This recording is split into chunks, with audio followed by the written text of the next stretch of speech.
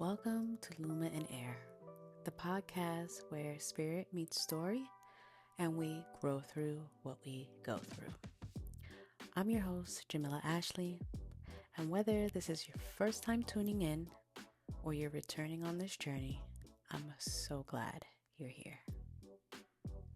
This is a sacred space for women becoming the radiant best versions of themselves, the one learning to courageously let go, to genuinely heal, to trust the divine path again, to rise without boundless grace. So take a breath, let your shoulders soften, settle in. You're not just in the right place, you are exactly where you're meant to be. You've declared you're new, but now you're being tested in old environments. You've healed layers, but now you're asked to live in them daily. Last week in episode 6, we gave ourselves something rare and sacred, the permission to be new. We talked about what it meant to evolve without apology, to shed expectations, ours and others, and to reclaim our right to change. That conversation was about spiritual renewal, about choosing transformation with your whole heart, even if no one claps for it, even if no one understands it. But what happens after that choice? What happens once the glow of breakthrough fades and you're back in your daily life with dishes in the sink, texts left unread, and wounds that still feel tender? That's where today's conversations begin. This is episode 7, Becoming Her Every Single Day. It's not just about who you're becoming, it's about how you're becoming her, again and again, in the small, ordinary, sacred moments. This episode is about integration, the deep, often quiet work of living out of transformation you declared. We'll explore what it really looks like to keep your word to your healed self when no one is watching, protect your peace through sacred routines and firm boundaries, move through old triggers with a new response, and hold fast to your new identity even when it hasn't been affirmed yet by your circumstances or people around you. Becoming her isn't a one-time decision. It's a daily practice, a sacred devotion, a becoming that never stops. For you all that's been here before, you know what we're going to do before we jump in. Before we jump into today's conversation, let's lean in to the chapter of the week. This week's chapter of the week is Matthew chapter 7. This chapter anchors our hearts in scripture and reflects with intention. Matthew 7 is a powerful conclusion to one of Jesus' sermons. It offers timeless wisdom on discernment, prayer, and spiritual foundation. Jesus begins by warning against a judgmental spirit, reminding us to first look inward before correcting others. He then invites us into deeper faith through persistent prayer and trust in God's goodness. The chapter closes with a vivid imagery of 2 paths, 2 trees, and 2 builders, symbolizing the choices we make and the consequences they bring. The key themes in Matthew chapter 7 is righteous discernment versus harsh judgment. We're called to judge wisely, not hypocritically. Persistence in prayer. God honors our seeking, asking, and leaning on Him for understanding and guidance. The golden rule: treat others the way we want to be treated. And lastly, fruitful living. Our character will show in the fruit of our lives. Journal prompt for the week: where in my life am I being invited to stop judging and start reflecting inward? What foundation am I currently building on? Fear, pride, or faith? What would it look like to fully trust God this week and act accordingly? Take time this week to write honestly. Let this be a space of spiritual inventory and fresh commitment. Final reminder for Matthew chapter 7. As you move through your week, keep this chapter in your spirit. You don't have to be perfect, just planted. When you build on the rock, storms may come, but you will not be shaken or moved. Amen.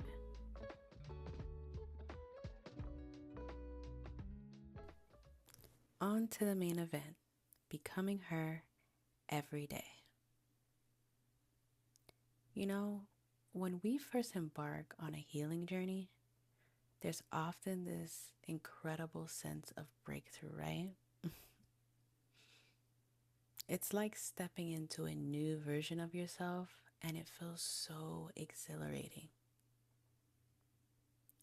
For me, that feeling wasn't an instant aha moment. It more so built up, subtly at first, and then it really hit me. I remember having conversations with people I deeply cared about. And for the first time, I was able to approach them differently. Instead of reacting with anger or emotion, which used to be my default, and let's be honest, that way of behaving is a bit selfish as well. However, I found myself speaking calmly, level-headed, even trying to see things from their perspective. It felt incredibly powerful. Even if those conversations didn't unfold exactly the way I'd hoped, the simple fact that I could communicate with love and clarity without yelling or lashing out, for me, that was a massive win. That was my faith in motion. That was my healing in motion. That was emotional intelligence practiced. And in those moments, I felt proud. So proud that I've come so far. Because never in a million years did I think I'd be able to communicate like that. But here's the thing about the honeymoon phase of healing. The key word is phase. As wonderful as those initial breakthroughs feel, daily life eventually swoops in, just like confetti settles. And suddenly, you're back in old environments, facing similar or familiar dynamics. This is where the rubber meets the road.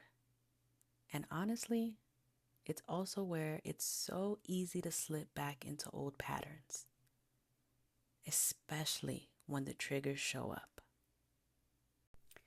My first big encounter with the trigger came during a time I was actually in a great mood. I was planning a special family get together. It was a whole Harry Potter themed weekend trip for someone who was moving out of state for work. I poured my entire heart into the details. I did a PowerPoint presentation, line by line description of everything we were going to do. I was so excited, maybe even more excited than the person that was leaving.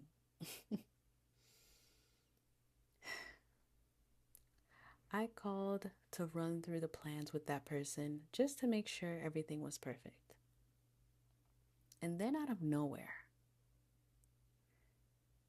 they brought up my YouTube channel.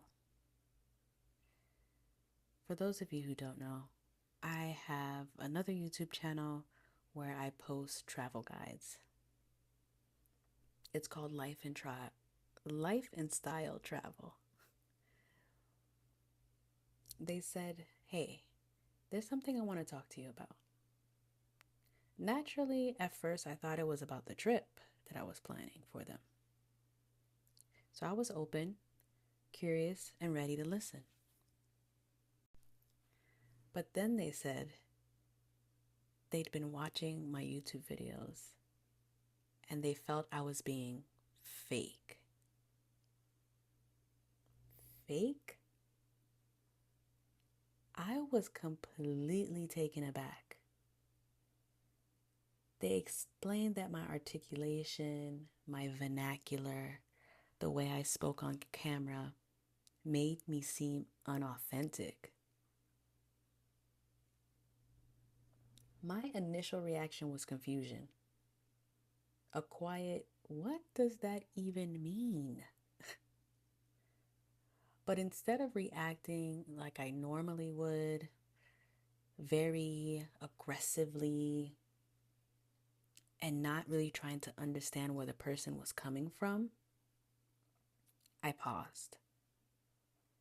I thought about the person, how they were as a person, their perspective, and I tried to connect the dots. I explained that my videos are professional guides. They're not casual conversations that I have with friends, and that I wanted them to be clear and useful for a wider audience. Then I gently tried to bring the conversation back to their trip.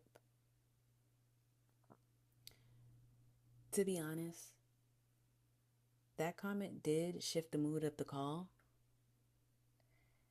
and their comment did feel like an attack because I tried to clarify things with them and they stood 10 toes down on what they said. And it didn't seem like they were coming from a joking place or a place without malice. But since we were talking about the trip was right around the corner. I really didn't want to spoil anything. So I just kept the conversation moving. In that moment, just navigating the conversation calmly felt like a big win. And I thought, okay, great. I handled this with grace. We finished the call and everything seemed fine.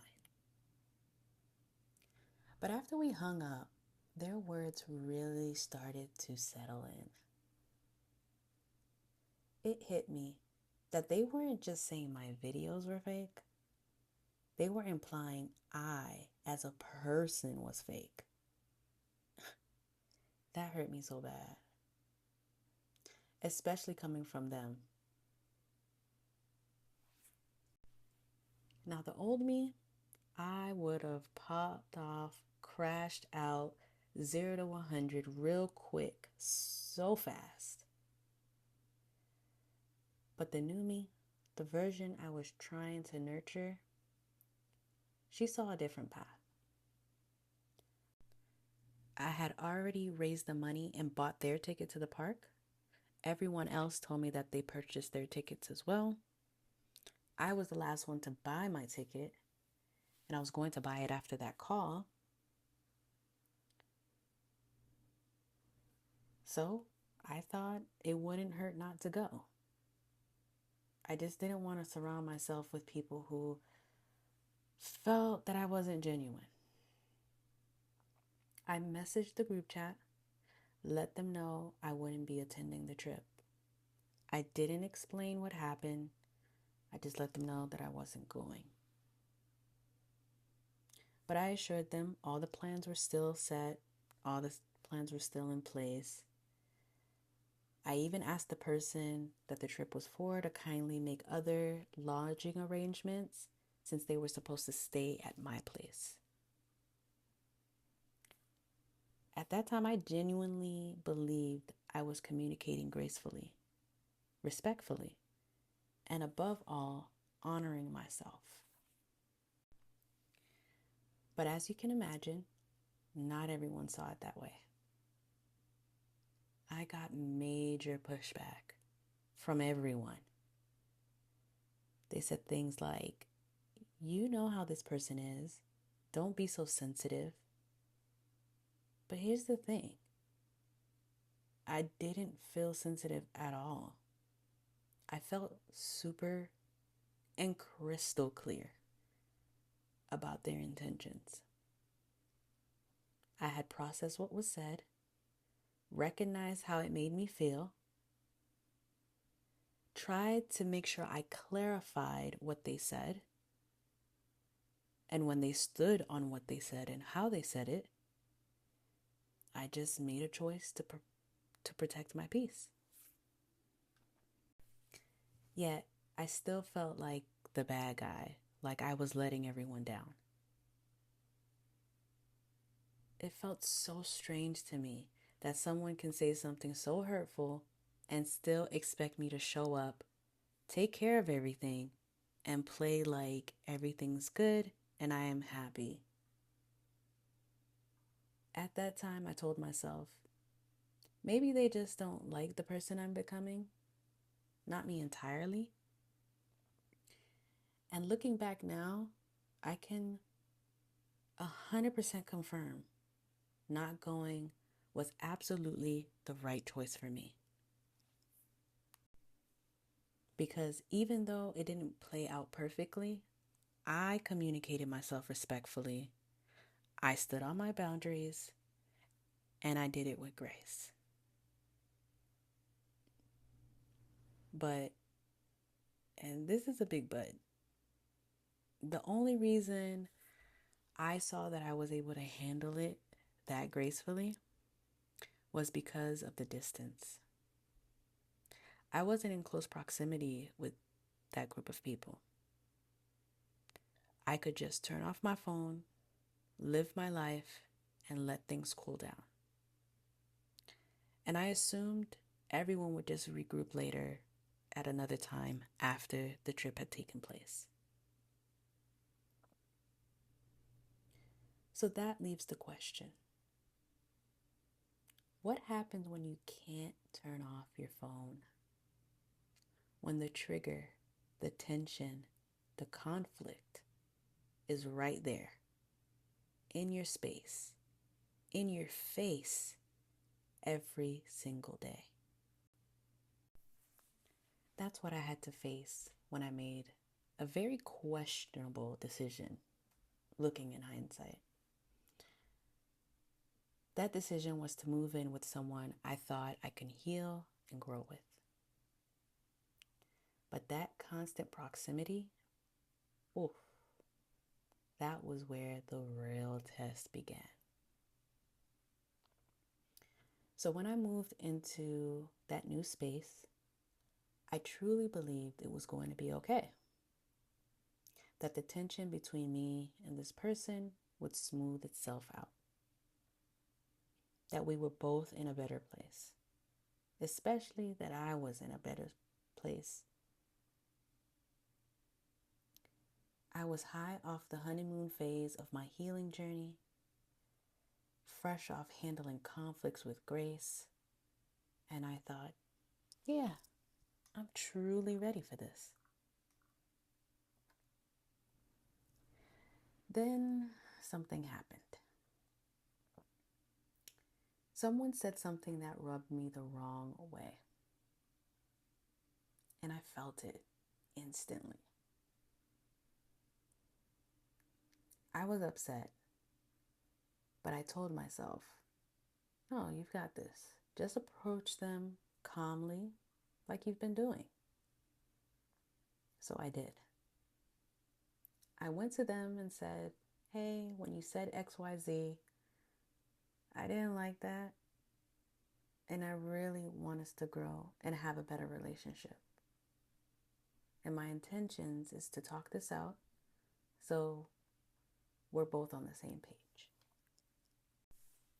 But they just seemed like they just didn't care.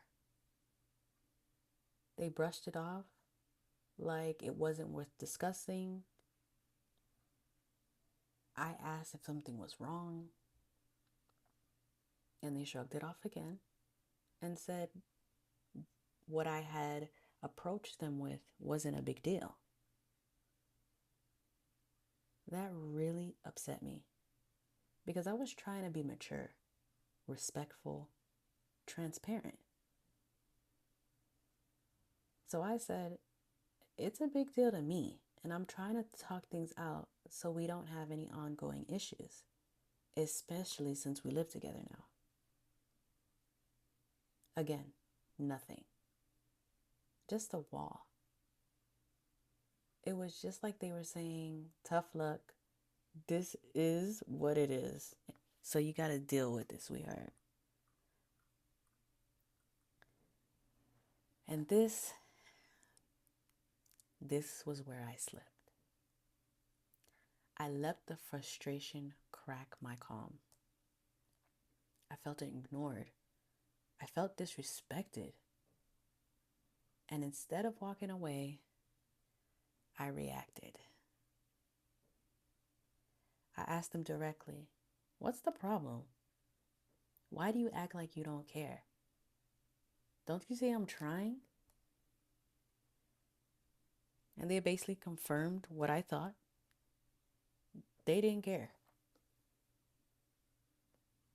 And that was it. That was the trigger. I saw red. Then I started raising my voice. I pushed harder, trying to get them to meet me halfway with what we were talking about.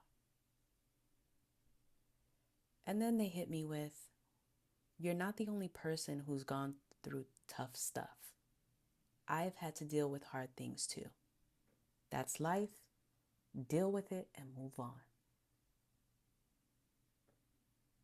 I said, that is the craziest thing to say to somebody.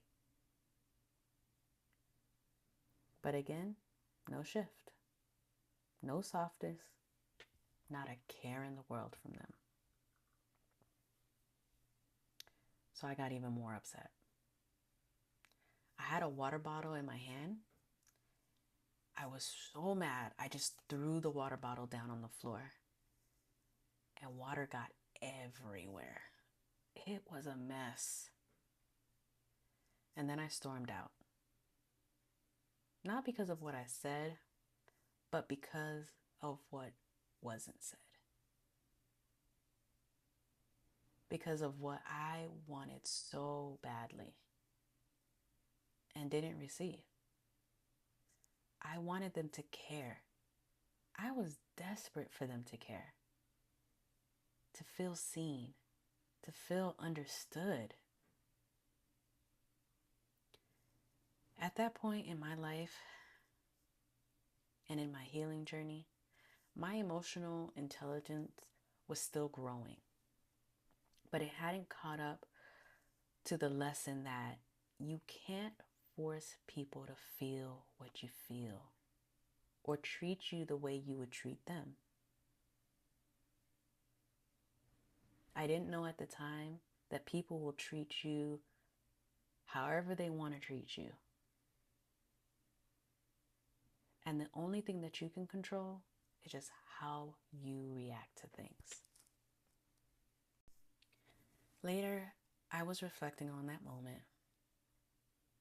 I prayed to God and asked Him to guide me through this. Feeling ashamed of how I reacted because I knew that wasn't who I wanted to be. Then a verse came to mind.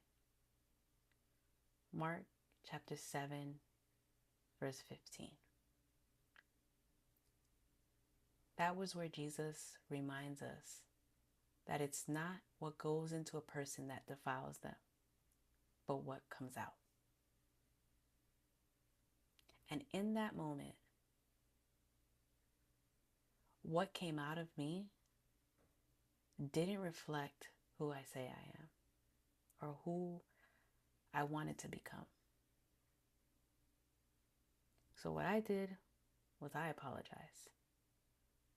Not for setting my boundaries, not for being honest about how I felt, but how I responded and how I behaved. For the water bottle, for the yelling, for letting someone else's coldness drag me out of character. And that moment taught me something I'll never forget. Sometimes, when a conversation gets too charged, it's okay to say, let me come back to this. It's okay not to force a resolution right then and there. It's okay to pause, to breathe, and to pray before responding. There's so much power in pausing, so much strength in not needing to have the last word or the instant validation. And that was a hard pill for me to swallow. Because I still slip up, I still feel triggered, I still want to fix things in the moment, I've learned perfection isn't the goal. Consistency is. Self-compassion is. Learning is. And over time, that grace, that humility, it transforms everything. All right. So diving into section 2. We're talking about something truly vital. Keeping your word to your healed self. This, my friends, is one of the most important grounding parts of any healing journey. What I've found is that the seemingly insignificant, small daily practices you commit to over time, they powerfully reinforce your new identity. What do I mean by that? Think about simple things. Daily journaling about your new self or where you see yourself heading. Doing a quick brain dump to clear your mind. Maybe a specific mantra or just a few quiet moments of reflection each morning. These things, done consistently, can help you in such a profoundly significant way. For me, the very first thing I do every single morning before anything else is thank God for another day. Before the pressure of life hits me, before the decisions, the cleaning, the emails, the work projects, before the temptation to doom scroll, I open my Bible. Just one chapter. That's my anchor. From there, I journal. I write down the things I need to get done that day. Not to be busy, but to honor my true future self. And yes, I have a brain dump section. just like it sounds, whatever is swirling in my head, like stress, thoughts, and anxiety, it all goes on paper. That one practice alone relieves so much pressure, so much internal noise. Then I sit with the 2 books I'm currently reading, and I read 1 chapter of each of those books. That's it. And honestly, it reframes my thoughts, resets my perspective, and it helps guide me in how to navigate my day. That structure, it's what keeps me from falling back into old habits. It's what makes me feel less acceptable to triggers. And it gives me a real sense of peace and hope. Because now I can take what I'm learning from scripture, from my books, and actually apply it to my everyday life. Now, the wild part of me saying all of that about my structure routine, this deeply ingrained habit I have now, it was never the woman I was before. I was the complete opposite. I hated routine. I hated structure. I wanted to feel free, not boxed in. And honestly, I couldn't even tell you why I felt that way. I knew that it wasn't just rebellion. I knew it was some sort of resistance. But here's what I know now. Without structure, my life was a mess. I was going with the flow, letting the wind blow me wherever it wanted to blow me. And I ended up in places I didn't even want to be in. So I embraced it. I embrace the consistency, the discipline of having a routine. I've leaned into scheduling, and now I love it.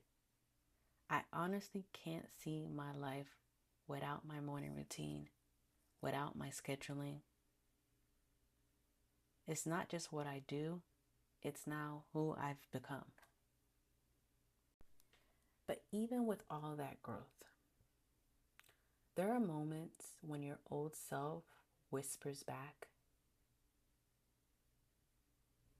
There was a time in my routine where it was so on point. I felt like I was in a perfect rhythm. Then out of nowhere, it started to feel performative. I was starting to get mentally exhausted because my body wasn't used to being this scheduled, disciplined individual. One morning I thought, what if I just didn't read, didn't journal, and I just relaxed for the day? And that's exactly what I did. No journaling, no scripture, no nothing. Well, I read my scripture. But I didn't journal afterwards. That was the worst decision ever. I was so lost in my own sauce.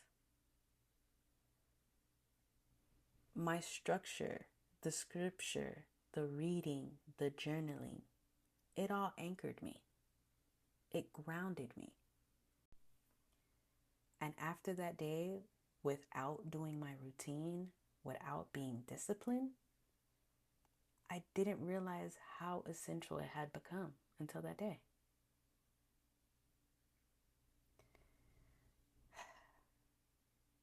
Instead of adjusting, Instead of editing my routine, I let the fatigue talk me into skipping the whole thing. And I started to spiral. But that moment taught me something. I didn't have to throw the whole thing out.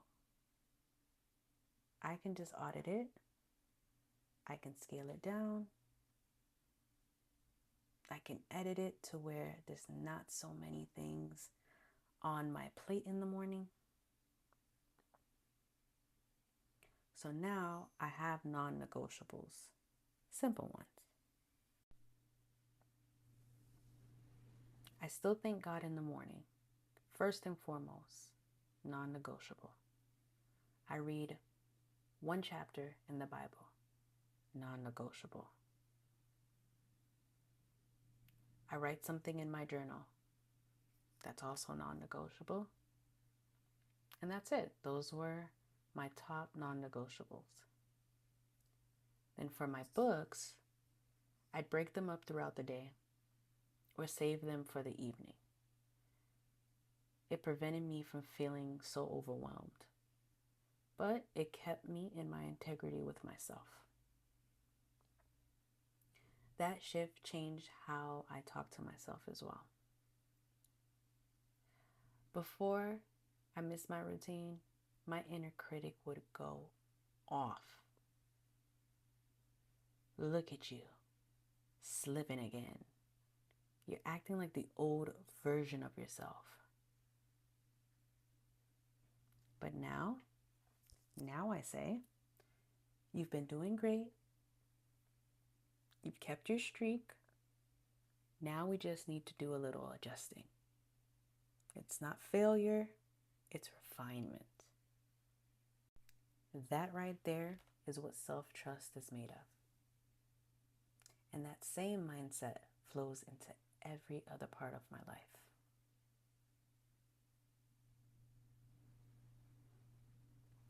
When I'm facing something big, like getting 10,000 steps in a day, I break it down.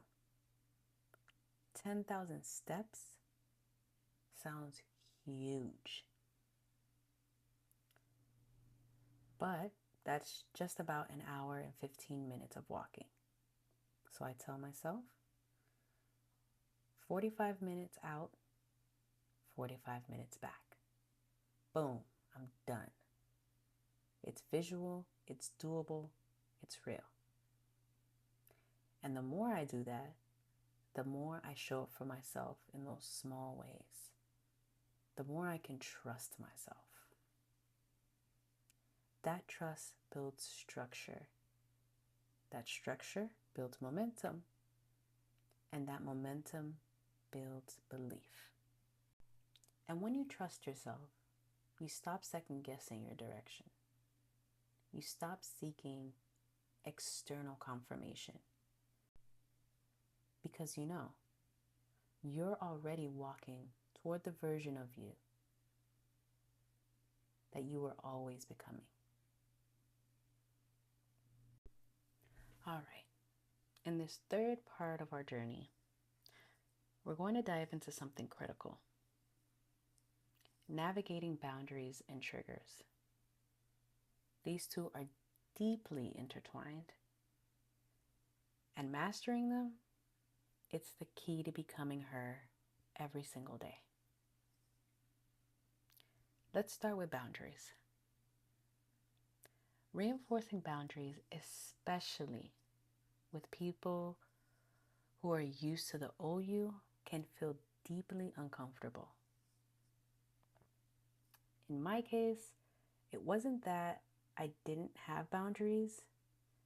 It was how I communicated them, and more importantly, how I let others make me feel for having them. But here's the truth. Your boundaries are there for a reason.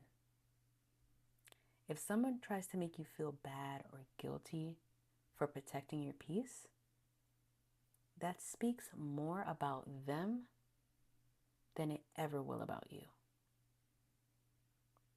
Ask yourself, What do you gain by compromising your boundaries?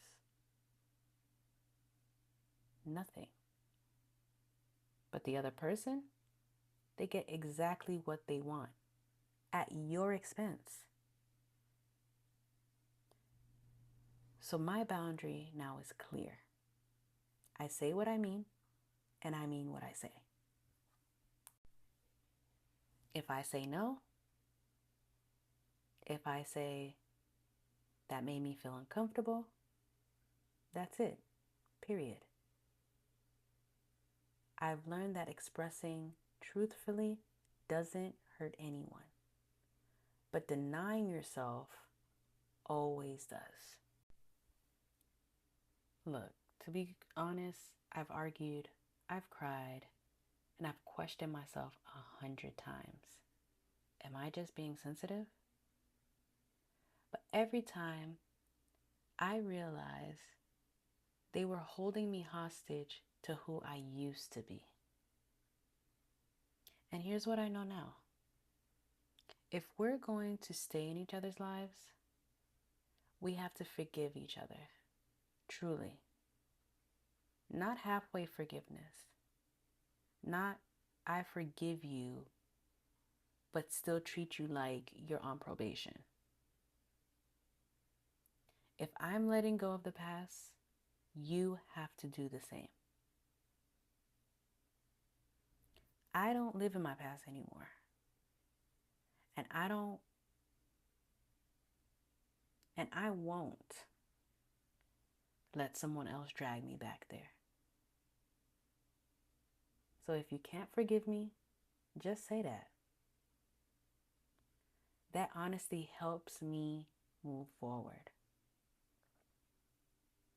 But don't say that you've forgiven me while treating me like I'm still the worst thing I've ever did or I've ever done. Boundaries exist because you know yourself. You know what you can and cannot carry anymore. So stand on those 10 toes down, no matter what. Now, let's jump over to triggers. They come in so many forms. I've learned that the most powerful strategy is the pause. Take a pause. Not to ignore what's happening, but to choose your response instead of reacting from habit. Reacting is automatic, but responding, that's leadership. That's self-command. You are not your trigger. You are the one leading through it. For example, I used to get real petty when there's too much noise around me. If someone blasted music in the apartment next door, I'd blast my music right back. Do you think that helped? No, not even a little. Did it make my neighbors like me? Absolutely not. That wasn't who I wanted to be. So now, if it's not a direct neighbor, I'll put in earbuds, go for a walk, or step outside. Now I'll be real with you. I'm still working on my direct confrontation. I haven't yet built the courage to knock on the door and ask them to turn it down. But I found other ways to honor my peace. In the space that I'm currently in, I'm not ashamed to say that. I'm just being honest about where I'm at, and it works. For now, at least. And that should be the same for you. Do what works for you. Now, when it comes to conversations where I feel disrespected, Again, I pause. I ask myself, or I ask them, what did you mean by that? If the intent was disrespectful, I say, here's what you said, here's how it made me feel, and that's absolutely not okay. Then, I just end the conversation. Clean, calm, and clear. If I feel someone's not listening at all, I don't keep pushing. I just realize that they're not trying to have a conversation.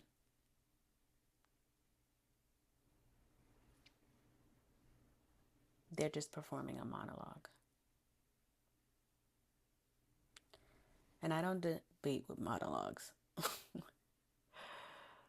I'll just let them finish whatever they have to say. And then I finish the conversation and exit stage left. So here's the whole truth. You can't control how someone else thinks, feels, or treats you. But you can control how you lead yourself through it.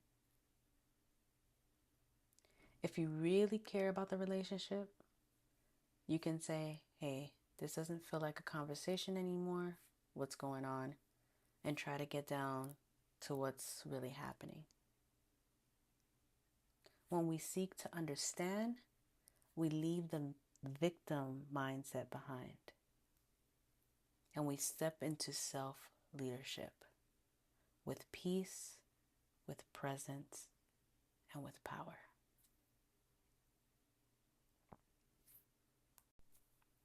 Whew.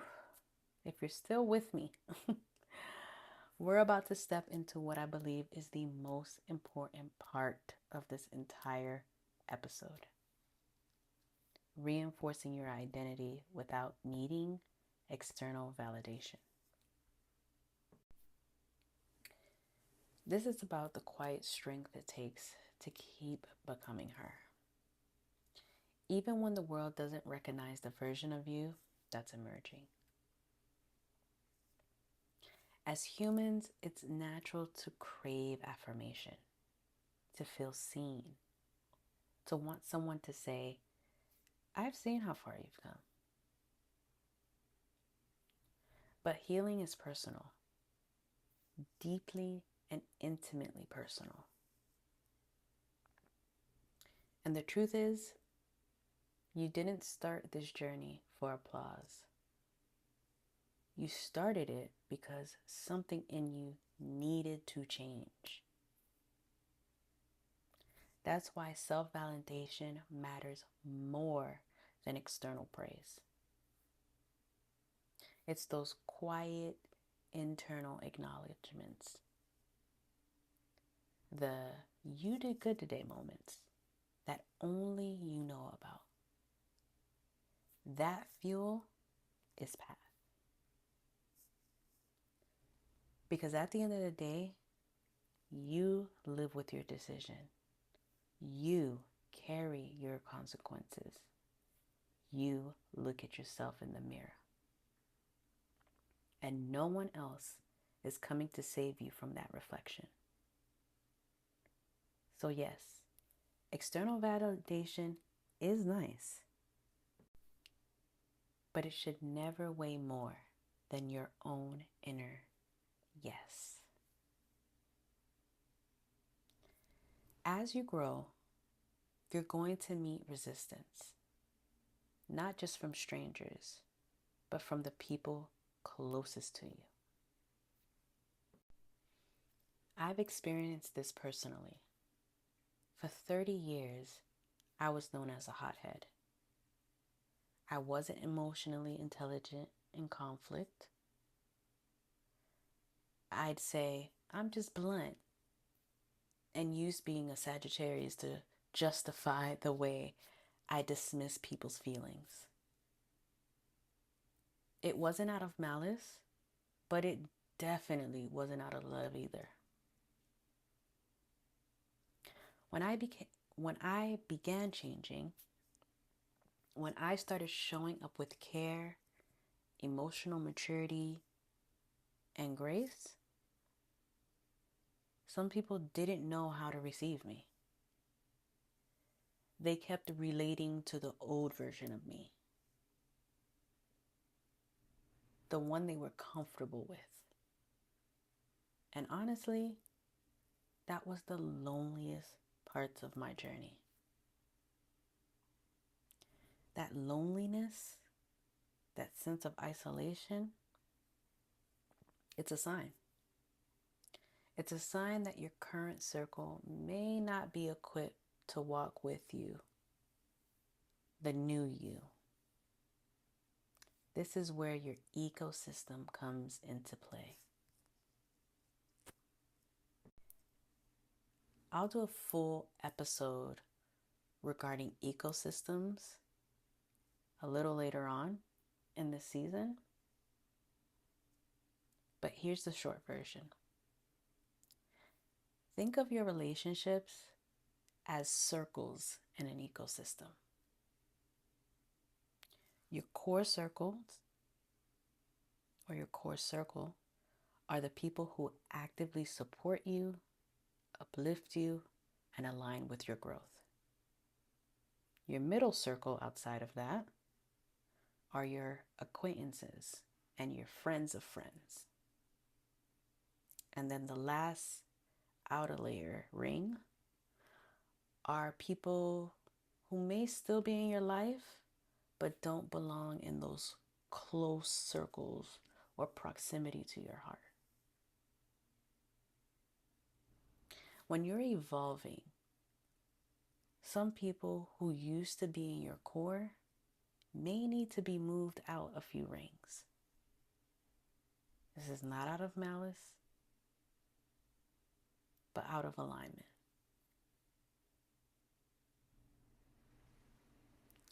I tried to keep everyone where they'd always been, but eventually I had to face the truth as well.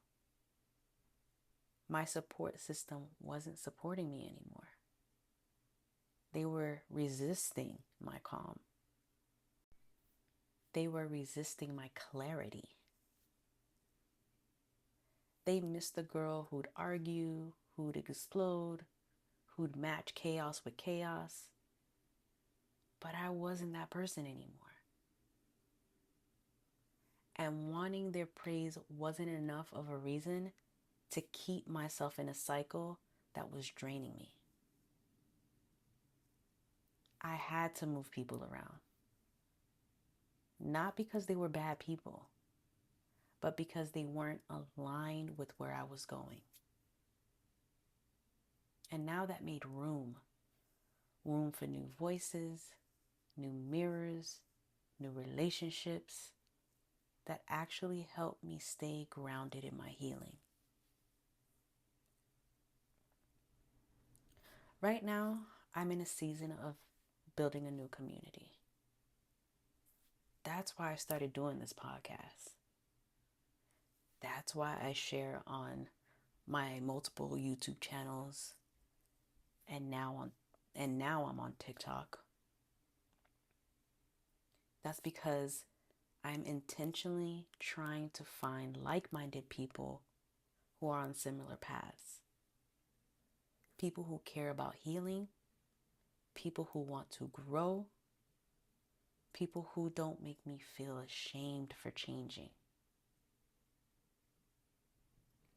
You might not need to cut everyone out like I did. I did it pretty drastically, I'll be honest about that. But you can still shift your access. You can love people from a distance, and you can check in without keeping them in your core circle. Ask yourself this: do the people in my life support my healing, or do they sabotage it? Do they make me feel clear, or do they make me feel confused? And lastly, do I feel safe being my new self around them? That part, that is what matters the most. Even one or two aligned people can make a huge difference. You don't need a crowd of people. You need real, genuine, authentic connection. Hobbies, faith communities, online circles. There are ways to find your tribe. And no, they don't all have to be on a healing journey like you. But they should respect that you are on a healing journey. You deserve to be surrounded by people who honor your growth, who see the effort it takes to evolve, and who celebrate your becoming, even when you're still in the process. And until that circle forms, you get to be your own safe place. You get to say, I'm proud of me. And let that be enough. As we wrap up this conversation on becoming her every day, I want to leave you with something essential. Transformation isn't a straight line. You might think healing should be a clean path, from broken to whole, point A to point B, but in truth, it's far more dynamic. It's more like climbing a winding staircase. You're still moving forward, you're still progressing, but sometimes you pass familiar territory. You face an old challenge. You run into a trigger you thought you were done with. And when that happens, it doesn't mean you failed. It means you're revisiting something from a higher place, with new wisdom, with more tools, with a deeper awareness. Setbacks aren't failure. They're feedback. They're checkpoints for growth. And because the path isn't linear, it's so important to celebrate every small win. Did you pause before reacting today? Did you keep part of your routine even though you were tired? Did you hold a boundary even imperfectly? It all counts. Those micro decisions, those private victories, they all matter. You are showing up for yourself, not with grand gestures, but with sacred, ordinary consistency. And through it all, what you need most is self-compassion. This is not optional. It's non-negotiable. Because you will stumble. You will feel like you've missed the mark. But beating yourself up won't get you any further.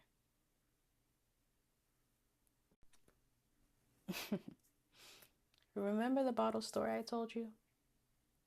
In that moment, I could have let shame take the wheel. But I didn't. Instead, I offered myself grace. I apologized. I adjusted. And I kept it going. Self-compassion isn't an excuse to quit. It's what helps you continue without crumbling under pressure. It's not about lowering your standards. It's about refusing to abandon yourself when things get messy. The life you're trying to build, the woman you're becoming, she is shaped in the quiet consistency of your daily choices. Not perfection, not performance, but persistence. Think about my morning routine. It didn't change me overnight, but over time, that small rhythm became the foundation of my self-trust. It reminds me every day that I could show up for myself. And that consistency created real change in my life. And that right there is becoming her every day. So if no one told you today, I'll tell you. You're doing the work. You are becoming. I'm so proud of you. Trust your path even when it feels uncertain. Celebrate every small step, even when no one sees it. Extend grace to yourself, especially when it's hard. And keep showing up. Because with every aligned choice, with every moment you honor your healed self, you are not just changing your life. You are becoming the best version of yourself every single day. Wow. This was my longest episode I've ever done. And if this episode spoke to you, I invite you to reflect on what your small wins look like this week. Write them down, speak them out loud, and claim them. And if you know anyone else on this healing journey too, share this episode with them. Give them that reminder that they're not alone. Because the more we heal out loud, is the more space we make for others to do the same.